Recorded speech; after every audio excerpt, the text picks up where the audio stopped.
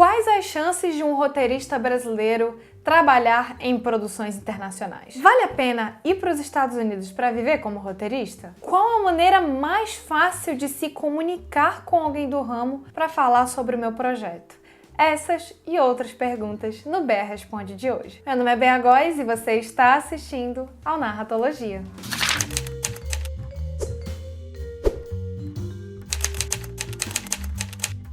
Bom, gente, como vocês sabem, a gente mudou um pouco a forma dos vídeos aqui do canal, então antes a gente tinha vídeos que aconteciam 2 vezes na semana e que tinham ali por volta de 10 a 15 minutos. Agora a gente tem um vídeo por semana que gira em torno ali dos 25 aos 30 e poucos minutos. E não é diferente com o BR Responde, que antes a gente tinha todo mês e durava ali seus 10 minutos, e agora vai durar o dobro com o dobro de perguntas e de explicações. Então tô trazendo mais questões de vocês. Por este motivo, eu vou trazer então a cada 2 meses perguntas tanto do YouTube quanto do Instagram pra gente conversar aqui um pouquinho. E tem muita pergunta bacana que vocês fizeram. Já adianto que assim, vocês capricharam nas perguntas e muita pergunta sobre carreira internacional também, como que isso pode funcionar, né? Acaba que o BR Responde, a gente conversa bastante sobre mercado, né? E é sempre muito legal ter esse contato com vocês, pra gente conversar sobre mercado, pra gente falar mais sobre isso. Então, olha, já se inscreve no canal e deixa um like no vídeo,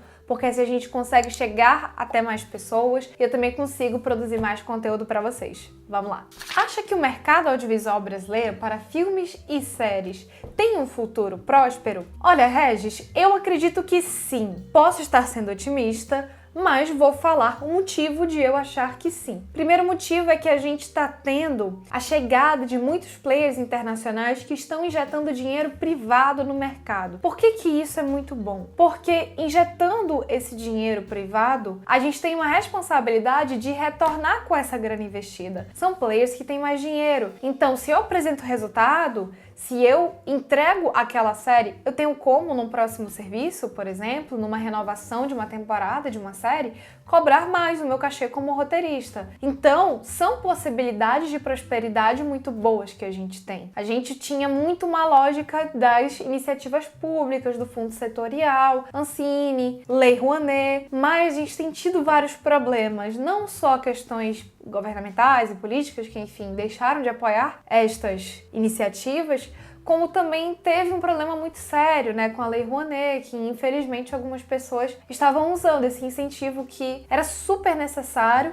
Nenhuma indústria cinematográfica se construiu no mundo sem apoio governamental, pelo menos no seu início, e acaba que a gente está tendo que dar um pouquinho esse salto, porque a gente começou a ganhar um pouco mais de estrutura como indústria e cortaram todos esses incentivos e agora estão entrando os incentivos privados e a gente está tendo que ir se adaptando, tanto que assim, o nosso mercado ele está muito em transição, sabe? Num mercado que funcionava de uma maneira de pensar de beleza, é o meu filme, é o meu projeto, é uma coisa autoral minha, uma coisa que funcionava muito na lógica do autor, né? Um histórico muito similar do cinema de autor, né? De que aquela obra é de alguém. Sabe quando tem um filme de fulano de tal? Quando você começa a assistir o filme e você para e pensa, pera lá, mas alguém escreveu, alguém produziu, outra pessoa montou e tiveram os atores, o filme é de uma pessoa só. Sabe, enfim, tem esse tipo de coisa que a gente tá começando a mudar, a gente tá começando a entrar numa lógica mais produtiva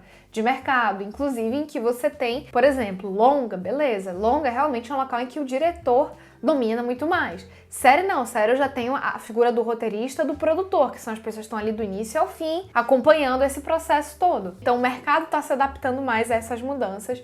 Então eu acredito que sim, acredito que é muito próspero o nosso futuro e também a gente está sendo cada vez melhor remunerado, que é sempre muito maravilhoso. Edil perguntou aqui, tem idade máxima para iniciar a carreira de roteirista? Edil, não tem idade máxima para iniciar a carreira de roteirista. E eu já quero te falar o seguinte, isso é um medo que muita gente tem, porque muita gente pensa assim, fiz a minha vida inteira naquela carreira X e percebi que agora eu quero trabalhar com escrita. Isso é um problema? Eu vou chegar atrasado no rolê? Não vai. Cara, eu conheço muita gente, não são poucas pessoas. Juro pra você, eu acho que a maior parte da galera que tá no mercado começou a vida de roteirista depois dos 30. Eu conheço gente que começou depois dos 40, 50 e hoje se sustenta só com roteiro, sustenta os filhos, tem um padrão de vida bacana, só como roteirista, tendo iniciado depois dos 40 anos. Então não, tira isso da tua cabeça, você pode ser roteirista com qualquer idade. Inclusive, eu pessoalmente, Beatriz, acho que é mais fácil você virar roteirista quando você é um pouquinho mais velho. Bea, qual opção você mais indica para sitcom ou série? Histórias entrelaçadas ou separadas? Planeta Tennyson, vou lhe dizer o seguinte. Eu fiz um vídeo aqui no canal sobre histórias A, B e C, e lá você vai entender um pouco melhor por que a lógica das tramas entrelaçadas é absolutamente essencial para sua narrativa. Quando você tem uma série, mesmo uma sitcom, e inclusive se você quiser ver isso em sitcom, eu já analisei aqui, se eu não me engano, 2 episódios de Friends inteiros. Então assim, você não tem motivo para setar com essa dúvida, Tennyson, Planeta Tennyson.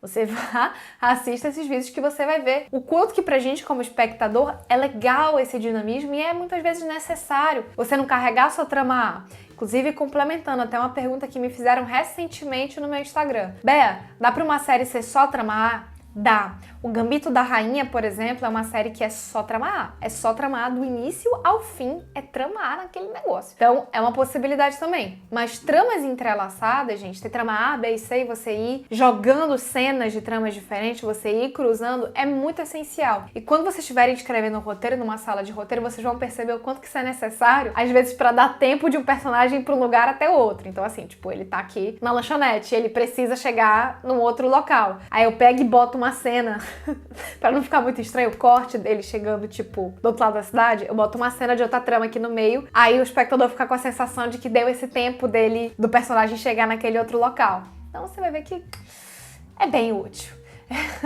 você mixar as tramas ao longo dos episódios. Jéssica perguntou: séries espanholas estão muito em alta. Tem alguma diferença na formatação do roteiro delas? Nenhuma, Jéssica, não tem nenhuma diferença na formatação de roteiro em relação à formatação de roteiro que é feita aqui no Brasil. Inclusive, se você quiser se tornar um roteirista hoje, você sabe que as inscrições para o meu curso de formatação de roteiro estão abertas. Gente, o curso já teve mais de 300 alunos. O curso também tem certificado. Assim que você se matricula, você já tem acesso às aulas. De verdade, vale muito a pena se você quiser se tornar um roteirista de verdade, se você quiser finalmente colocar a sua história no papel, se matricule no curso de formatação, porque vale muito a pena. E lá eu ensino a formatação padrão, que é usada aqui no Brasil, nos Estados Unidos, na Europa, enfim, qualquer local, Japão, Coreia. A formatação Master Scenes, e inclusive eu conto isso no curso, ela é a melhor forma que a gente encontrou até hoje para escrever roteiro. Existe um motivo dela ser daquele jeito. Os roteiros passaram a ter uma necessidade de ser um guia para a produção, um guia para os atores, mas principalmente contar uma história para ser vendida. Então, o roteiro ele não é só uma peça técnica,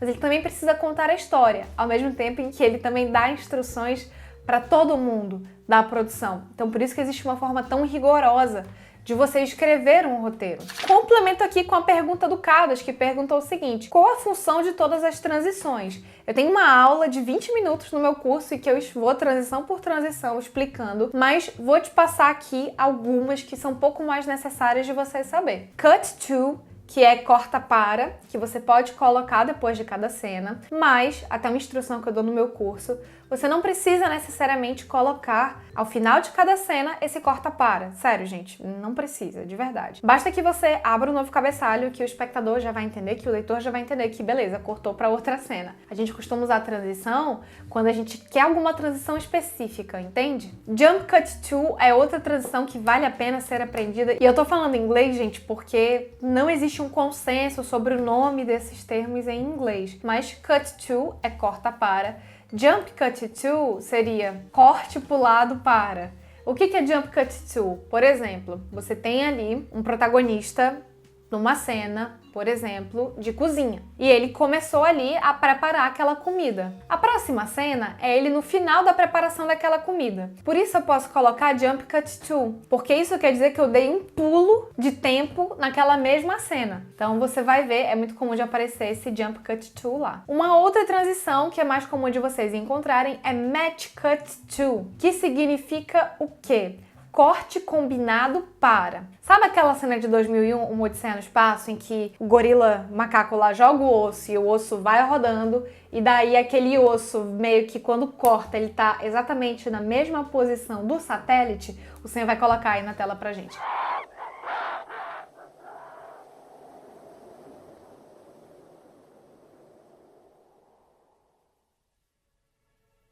Isso daí é um match cut to. Também tem cortes combinados que vão de uma cena para outra. Se você quiser aprender mais sobre formatação de roteiro e sobre todas as transições, se matricula no meu curso de formatação de roteiro. Você tem 7 dias de garantia. Se você não gostar do curso, eu retorno todo o seu dinheiro de volta. Pedro Siqueira, o que é o mais certo a se fazer? Começar a escrever a história pelo início ou pelo final? Pedro, o que a gente tem que sempre ter em mente, né? A gente não pode chegar e escrever uma história sem saber como é que ela vai terminar, porque vai ser, assim, um sofrimento. Eu já falei muito disso aqui nesse vídeo. Vai ser um sofrimento. Você vai tentar escrever, não vai dar certo. Então, assim, existem métodos que você pode seguir para te guiar, para ajudar nisso. Tem o Snowflake, tem o Sequence Approach. Eu gosto de um método que, assim, foi o que eu aprendi. Não sei se tem um dom, não sei se, assim, me foi ensinado e eu fui aperfeiçoando. Mas eu gosto de um método que é assim. Você primeiro tem um brainstorming, você vai pensar sobre temas, sobre personagens, sobre conflitos, sobre por que você quer contar aquela história.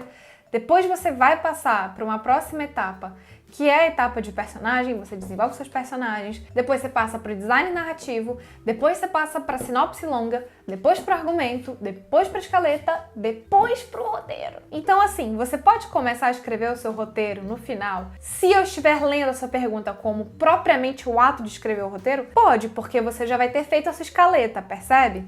Se você não sabe o que é nenhuma dessas etapas que eu te falei, você clica nesse link aqui, por favor. Você até pode começar a escrever pela última cena se você se sentir mais confortável. Mas tá tudo bem, porque você já vai saber como que aquela história vai se desenrolar, como que aquele filme vai acontecer, a ordem daqueles eventos na sua narrativa. Agora, se você está fazendo uma pergunta em relação ao desenvolvimento do seu projeto, saiba que você pode começar a pensar o final, mas é porque antes de pensar no final, a gente precisa pensar em outros elementos como personagem, tema e por que você quer contar aquela história. Aí você pode partir para o design narrativo em que você vai elencar ali os principais pontos da sua narrativa. Narratologia Film Festival é um delírio ou um futuro próximo? Olha, gente, coloquei nos comentários se vocês iam gostar de uma rodada de negócio com narratologia. Não sei se é uma realidade, não sei se seria um futuro próximo. Alguns colegas roteiristas já falaram para eu fazer isso por conta do alcance do narratologia. Seria uma possibilidade, mas assim, preciso saber de vocês, né? Se vocês topariam, o que vocês preferem?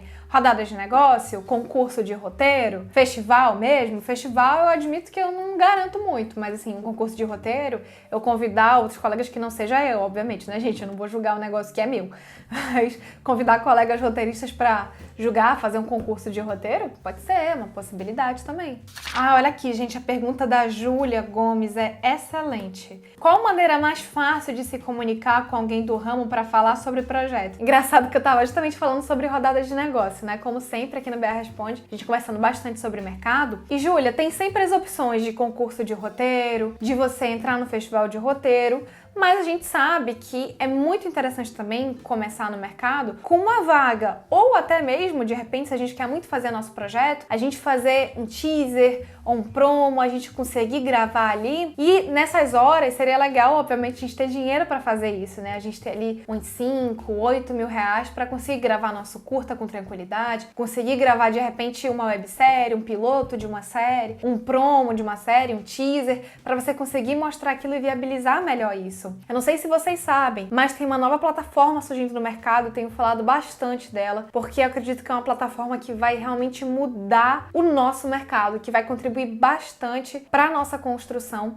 que vai ajudar muito todo mundo do nosso meio, que é a IndieBreed. Na IndieBreed você vai ter publicações de vagas, pessoas vão publicar vagas para roteirista, para atores, para técnicos de som, câmera, enfim. Você também vai ter o seu perfil profissional lá e tem uma parte muito legal que é a parte de projetos, em que você vai ter ali um crowdfunding, ou seja, você pode receber doações de pessoas para conseguir executar o seu projeto. Isso é muito legal, porque imagina só, tipo, você vai lá e você quer executar o seu curta. E é muito legal porque você também pode dar presentes e combinar bônus para as pessoas que doam. Se você doa tanto, você vai ganhar isso. Se você doa tanto, você vai ganhar isso. Se você doa tanto, você vai poder, sei lá, dar pitaco na narrativa.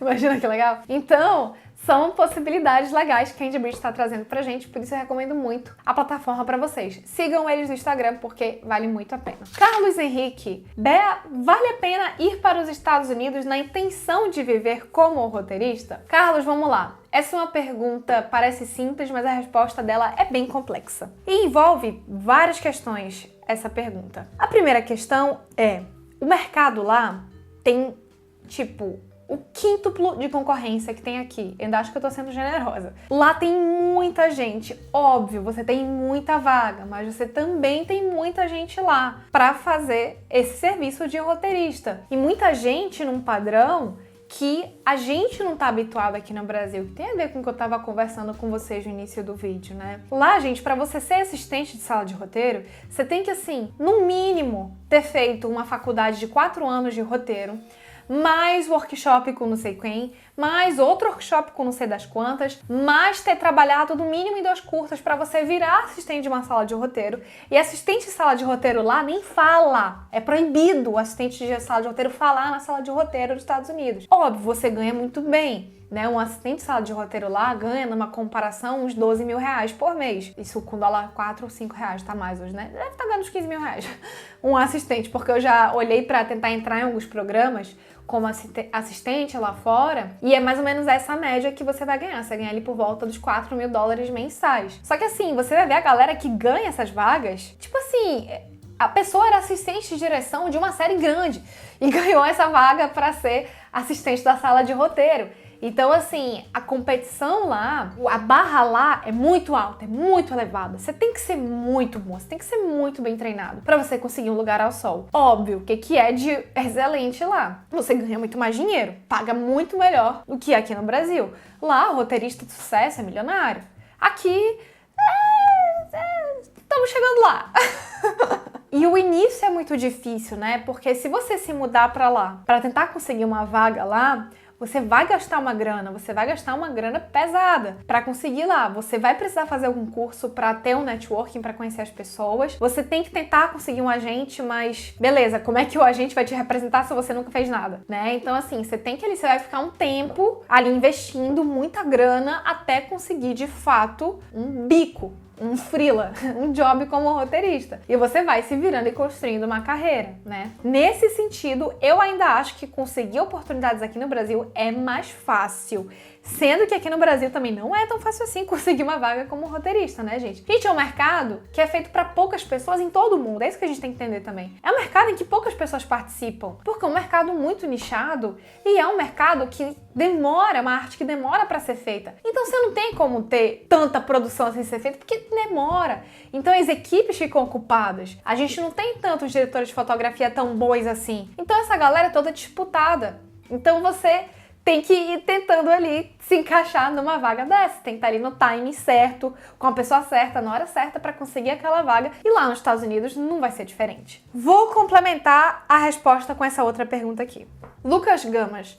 Quais as chances de um roteirista brasileiro poder trabalhar em produções internacionais? As chances são muito maiores do que se você for para lá tentar trabalhar. Eu sei porque eu conheço pessoas que já tiveram oportunidades. Tiveram uma carreira aqui como roteirista no Brasil, 5 a 10 anos, cerca de 8 anos. Começaram a ir para os Estados Unidos, começaram a fazer visitas aos Estados Unidos para conversar com a gente, para conversar com os produtores, visitaram South by Southwest, visitaram festivais, foram convidados para alguma universidade para dar uma aula lá. Você tem que ir fazendo lobby, né, gente? Não dá pra você chegar lá e tipo, olha aqui, toma meu roteiro e vamos lá. Não, você tem que ser uma pessoa legal, você tem que ser uma pessoa agradável, você tem que falar muito bem inglês, você tem que se mostrar disposto a conversar com o pessoal da produção, a ajudar, a fazer aquela narrativa do jeito que o canal, que a distribuidora, que o investidor, que o produtor quer. Você tem que entregar, né? Enfim, então tem toda uma arte aí por trás do negócio, né? Não é só você ser bom. Você tem que ser bom e mais outras coisas, né? Que é algo que eu sempre falo pra vocês, né? Não adianta, gente. A gente é roteirista, a gente é um bicho introspectivo, a gente é meio bichinho do mato assim, vive no escuro, sabe? Trancado embaixo do cobertor.